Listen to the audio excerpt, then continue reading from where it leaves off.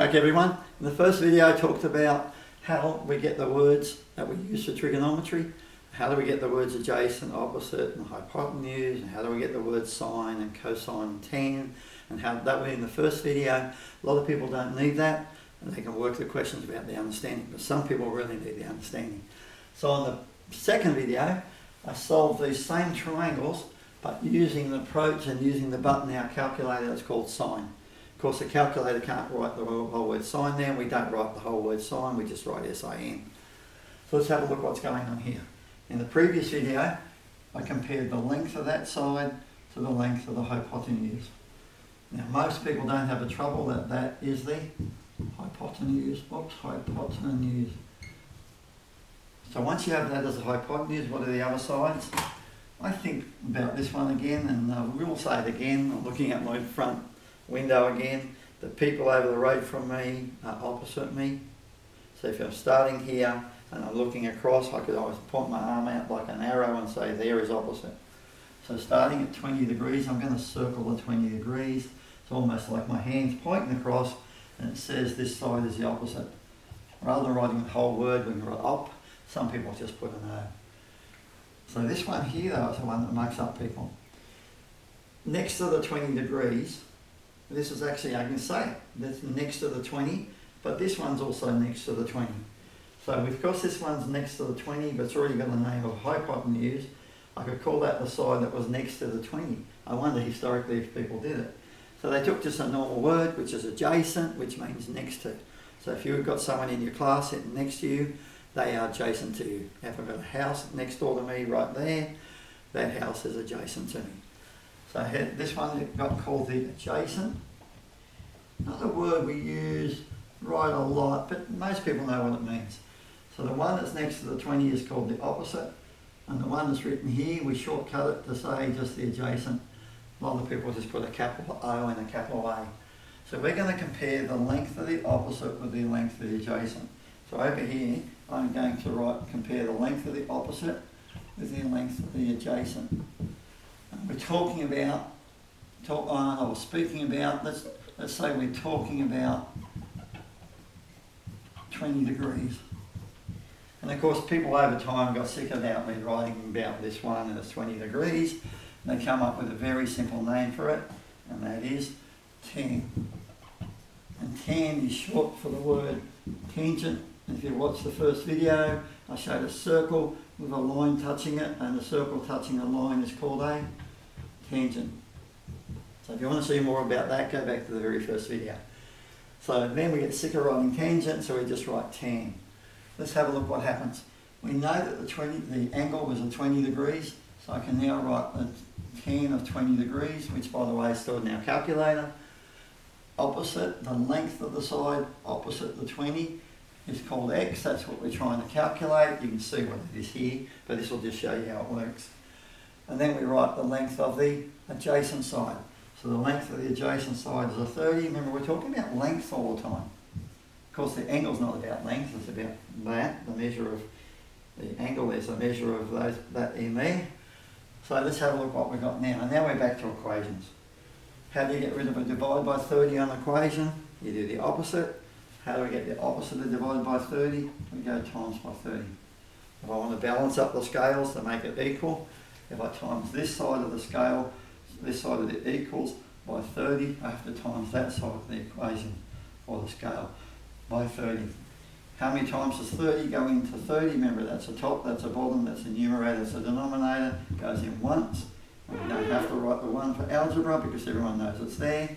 And you pick up your calculator and all the buttons, the numbers are stored for tan on here for every angle. So if I press the 30 and I multiply it by the tan button and I multiply the 20, and when you get your answer, please check that your calculator says degrees, because on the top is mine in a little print says DEG for degrees. Some people might have grad and some people might have rad, and they're different things altogether. So grad is about France and rad is about high level maths. So I press equals and I get a nice answer, I like this, of about 10.9. So it's saying that The length of that side is about 10.9. Even using a rough diagram as this, you can see that there's 5, there's 10, so it looks like it's about 11. Most people will turn it around and write 10.9 centimetres.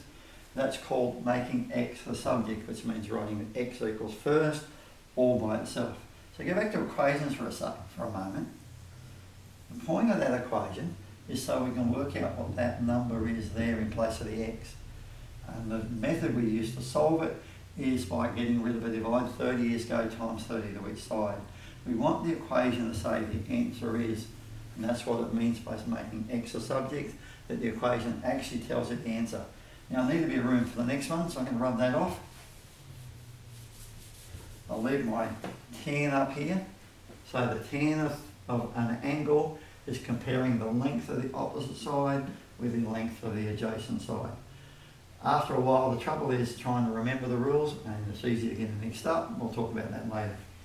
So on this question, if we're comparing this angle with that one across there, that one across there is called the opposite, and the one next to it, the word for next to it, is adjacent. Can't get it mixed up with the hypotenuse because the hypotenuse is the longest of the three sides. So that one's obviously the opposite. The one next to it, don't get mixed up with hypotenuse, is that one there. There are little tricks you can do later on. I like to think of it this way.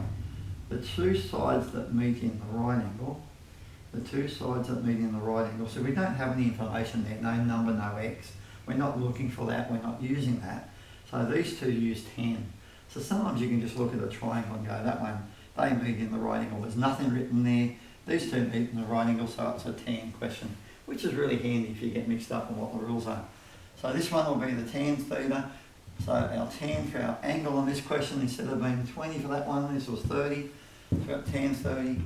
The side that was opposite had an x on it, and the x means we're going to calculate the length of it. You see people say find x, and you can go, there it is. This is when we say find x in maths, we actually mean calculate the length. So they calculate the length of x, and I actually try not to use the word find. And then on the denominator, I'm going to put, instead of the adjacent, I'm going to replace it with a 30. This time, how do I solve the equation? It's actually the same as before. We've got to divide by 30. If I times that side by 30, to balance up the scales, I have to times that side by 30. How many times does 30 go into 30? It's once. So that's 1x. So in other words, like I was saying, it tells me what the answer is. Now you pick up a calculator, and I'm going to go 30 times by, press the 10 button for 30, and it's nice that all the numbers have been stored in the calculator for 10 to 30, and we get an answer of 17.3. Let's see how accurate I am. 17.3. So if I went across here, and I've just found out that that length is 17.3, just remember it's approximate, I'm not exactly perfect here, but I was fairly careful. There's 5, there's 10, there's 15, 16, 17, looks like it's about 17.3. So we can use, and then normally people would write that first, and then sometimes you have to put on the units that you use. So in a lot of assessments, people expect you to put on the centimetres, otherwise they take off a mark.